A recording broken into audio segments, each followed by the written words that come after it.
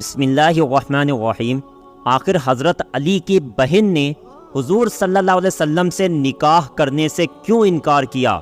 حضور صلی اللہ علیہ وسلم کے سب سے چہیتے چچا حضرت ابو طالب کے 7 لڑکے تھے، اور ساتھ میں حضرت ابو طالب نے بچپن ہی سے حضور صلی اللہ علیہ وسلم کو بھی اپنی نگرانی میں پالا تھا۔ اس لیے اب گھر میں افراد تو بہت تھے لیکن کمائی کا کوئی ذریعہ نہیں تھا۔ آخر جب حضور صلی اللہ علیہ وسلم بڑے ہوئے اور اپنے چچا کی ایسی پریشانیاں دیکھی تو آپ نے اپنے دوسرے چچا حضرت عباس سے جا کر کہا کہ اے میرے چچا جان، آپ تو دیکھتے ہیں نا کہ میرے بڑے چچا حضرت ابو طالب بہت زیادہ تنگیوں کا سامنا کرتے ہیں،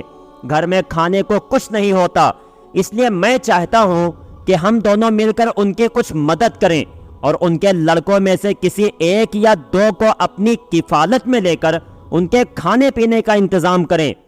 چچا عباس کو حضور صلی اللہ علیہ وسلم کی یہ بات بہت زیادہ پسند آئی اور کہنے لگے کہ ہاں بھتیجے، مجھے بھی بہت دنوں سے اس بات کی خواہش تھی، اس لیے چلو ابھی چل کر ہم اس بارے میں بات کرتے ہیں۔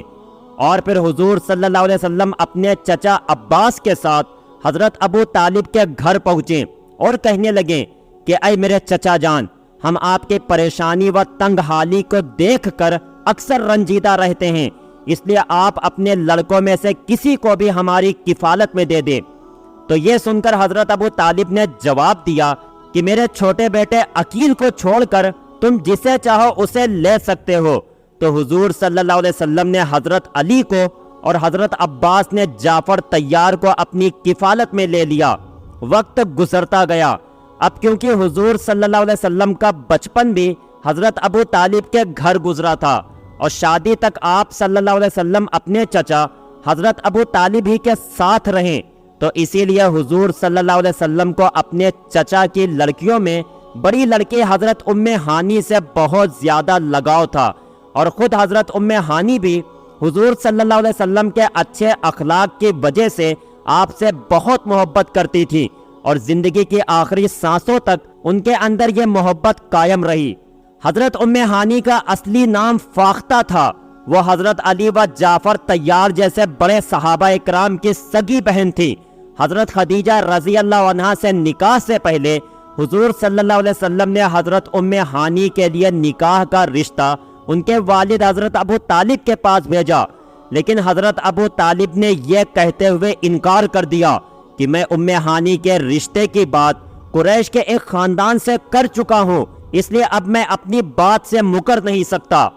روایتوں میں آتا ہے کہ حضرت ام ہانی نے اسلام بہت دیر میں قبول کیا، لیکن اس کی بڑی وجہ جو بیان کی جاتی ہے وہ یہ ہے کہ حضرت ام ہانی کی شادی قریش کے جس آدمی سے ہوئی تھی اس کا نام حبیرہ تھا، وہ اسلام کا بہت بڑا دشمن تھا، اس لیے حضرت ام ہانی اپنے شوہر کی سختی کی وجہ سے جلد اسلام قبول نہ کر سکی۔ لیکن کچھ لکھنے والوں نے یہ بھی لکھا ہے کہ حضرت ام ہانی تو اسلام کے شروع زمانے ہی میں مسلمان ہو گئی تھی، لیکن شوہر کی سختی کی وجہ سے اپنے اسلام کو ظاہر نہ کیا، اور آخر جب فتح مکہ ہوا اور حضور صلی اللہ علیہ وسلم صحابہ کرام کے ایک بڑے لشکر کے ساتھ مکہ میں بادشاہوں کی طرح داخل ہوئے تو اب کسی کافر کی بھی ہمت نہ تھی کہ حضور صلی اللہ علیہ وسلم کے سامنے تیز آواز میں بھی بات کرے،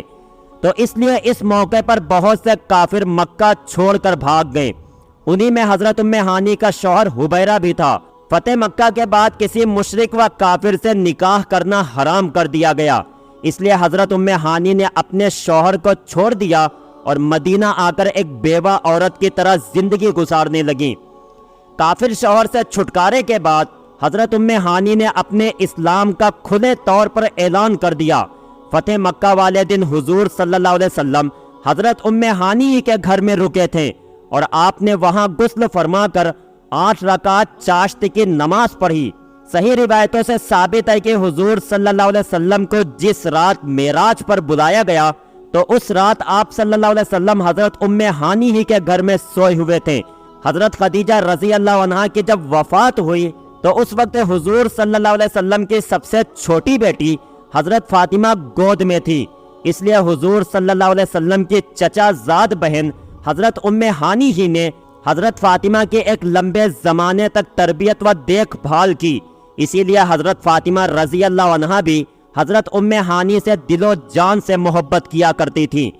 روایتوں میں آتا ہے کہ حضرت ام ہانی جب بیوہ ہو گئیں تو ایک دن حضرت علی رضی اللہ عنہ حضور صلی اللہ علیہ وسلم کے پاس تشریف لائیں اور کہنے لگیں کہ اے اللہ کے رسول، آپ میری بڑی بہن ام ہانی سے نکاح کیوں نہیں کر لیتے؟